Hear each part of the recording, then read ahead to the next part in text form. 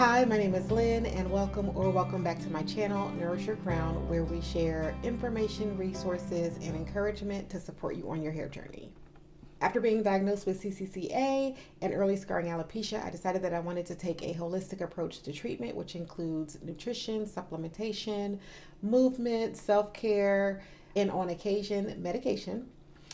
It's an up and down journey, and I'm sharing everything that I'm learning and hope that it supports and encourages you as well. If you're looking for this type of content, please hit the like and subscribe button, and also feel free to share it with your friends and family members who might also be on this journey with us. So in an earlier video, I talked about the hidden causes of inflammation. So today we're going to talk about free and low cost things that we can do to help support reducing excess inflammation. If you've been here for a while, you've heard me talk about these ideas in various videos in a lot of ways.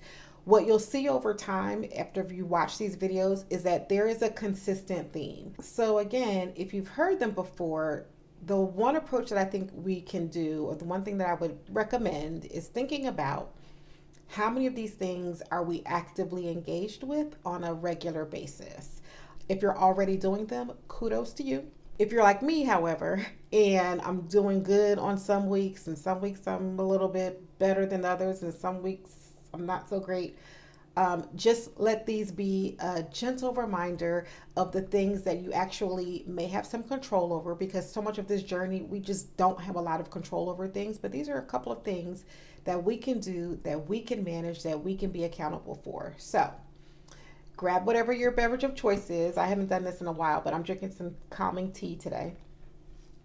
And let's talk about some of the things that we can do that are free and low cost that we can do to help reduce excess inflammation. So first up, no surprise here, thinking positive thoughts.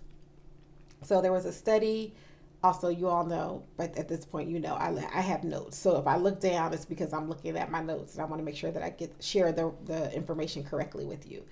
A study published in the journal Clinical Psychological Science found that self-compassion had a very real impact on our health. People in this particular study were asked to focus on their body and then think kind thoughts toward themselves and others, and they actually had lower heart rates and lower sweat response at the end of the study.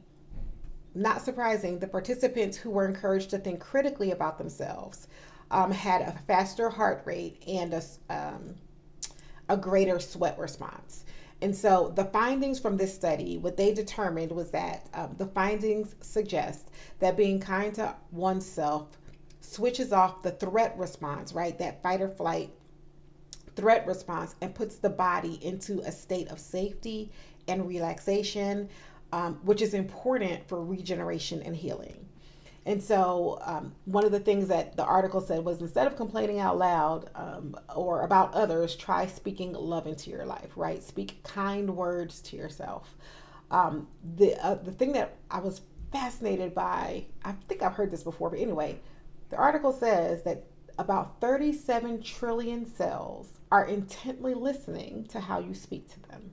And so speaking kindly and speaking words of life, words are powerful modulators in our biochemistry. The study also found, or the studies are suggesting, that acceptance and self-compassion can actually fight chronic inflammation from stress, and in turn help our bodies in the healing process. So keep in mind too, this isn't talking about toxic positivity, but it also definitely makes me think of God's word in Philippians, where he tells us to think on, things that are beautiful, things that are noble, things that are true, right? There's a reason why he gave us those instructions. And so it's a nice gentle reminder that thinking those things, also, number one, we're being obedient, but also we're also encouraging healing in our being. The next thing, you've heard me talk about this a lot, is increasing anti-inflammatory foods.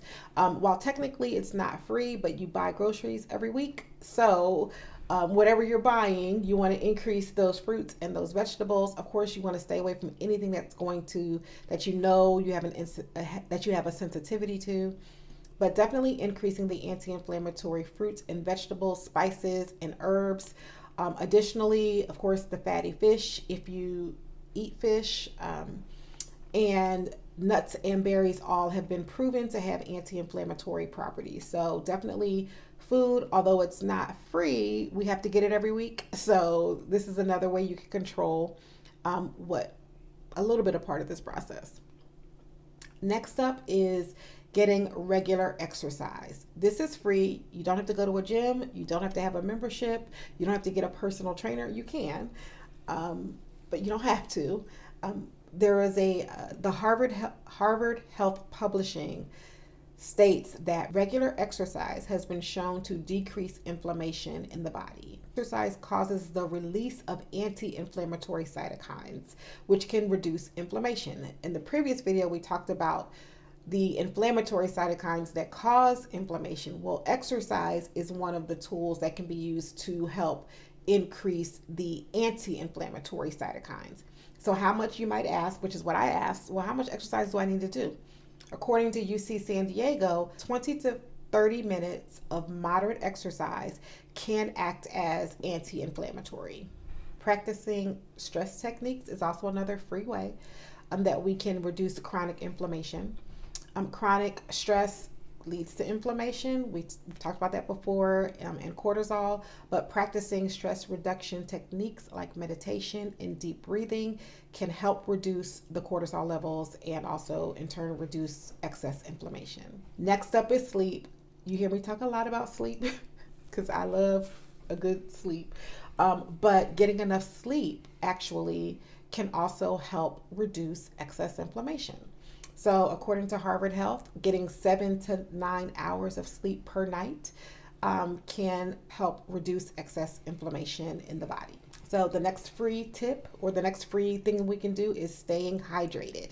So drinking enough water also can help reduce chronic inflammation because water flushes out the toxins and the waste products, which also can contribute to inflammation. This is one.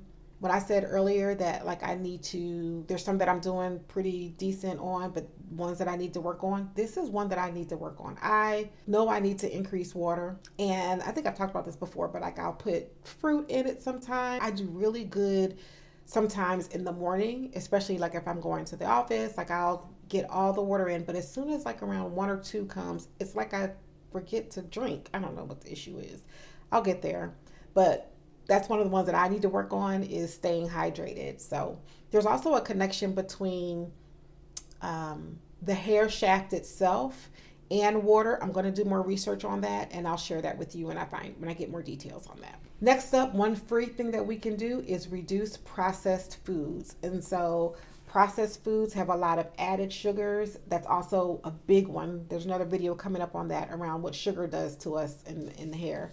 But lots of added sugars, a lot of trans fats, all of these are inflammatory.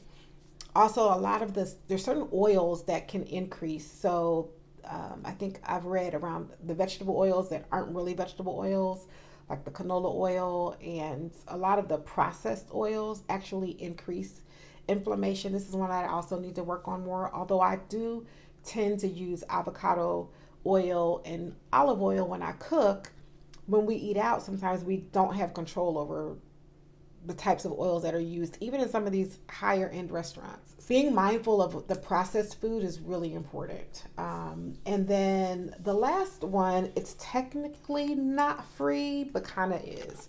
The last one is practicing really good oral hygiene. So in the previous video, we found out and we learned that there is certainly a link between gum disease or gingivitis or advanced gum disease and inflammation, which in turn could impact hair loss. So practicing really good oral hygiene, flossing every day, brushing regularly, actually, and this is according to the National Institute of Dental and Craniofacial Research, regular dental care, regular dental treatment can help reduce chronic excess inflammation. So if you're doing all those things, fabulous. Drop a comment below. We're going to give you a high five.